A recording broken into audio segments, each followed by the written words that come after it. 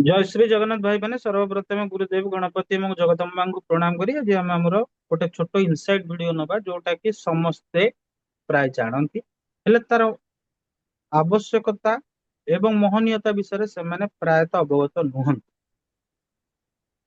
But करंती। आज आम discussion करवा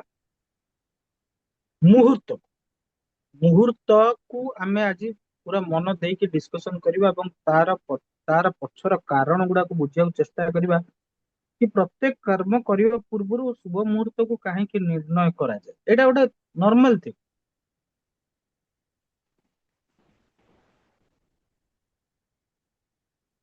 ए विश्व ब्रह्मांड रे जतिक जिनिस अछि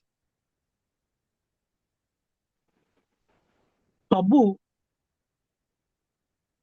अग्नि पृथ्वी वायु जल आकाश ऊपर निर्भर करे सब तारी भितर ही सब सृष्टि होइছে तारी भितर ही दिने विलीन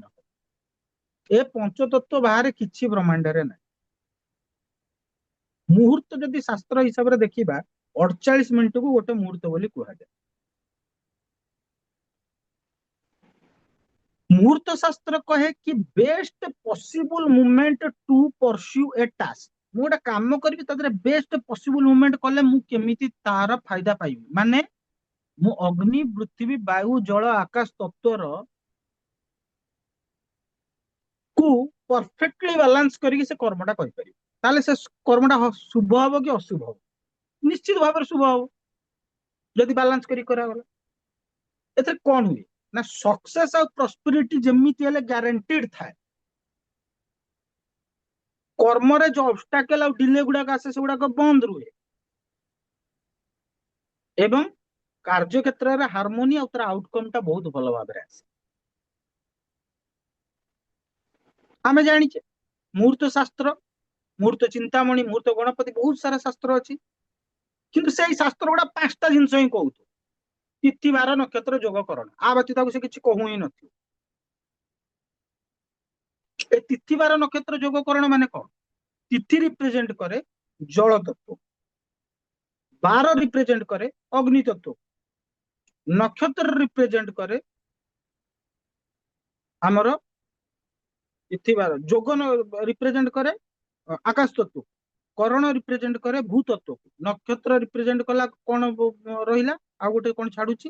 अग्नि वायु तत्व तेणु जो नक्षत्र रे चंद्र बसी जाती मन और वायुर तो बहुत बढ़िया रिलेशन अच्छी जोगी माने मेडिटेट करती वायु को पूरक रुचक पूरक रेचक कुंभक माध्यम वायु को नियंत्रण करके प्राण सत्ता को नियंत्रित कर दियंती मन को नियंत्रित कले तो बॉडी नियंत्रित हो मुहूर्त शास्त्र एत उपाध्यता अच्छी कि को कर्मटा को पंचतत्व को बालांस करके किभली भाव में करी ये तार आउटपुट मते बहुत मात्रा रे मिलिबो से आमे माने मुहूर्त को देखू प्लानेटरी पोजिशन को देखू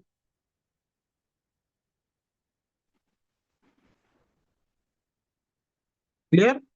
तो आज सेशन आम जानले मुहूर्त शास्त्र विषय तार उपादेयता विषय प्रत्येक लोक जदि मुहूर्त शास्त्र को फॉलो करी करते आज्ञा 120 टंका गोटे पांजी मिलूँ 220 टंका गोटे पांजी मिलूँ आप पांजी रिडिंग शिखी जी ना आपण आपण बाहर करेंगे क्या पचारे भी आवश्यकता नहीं।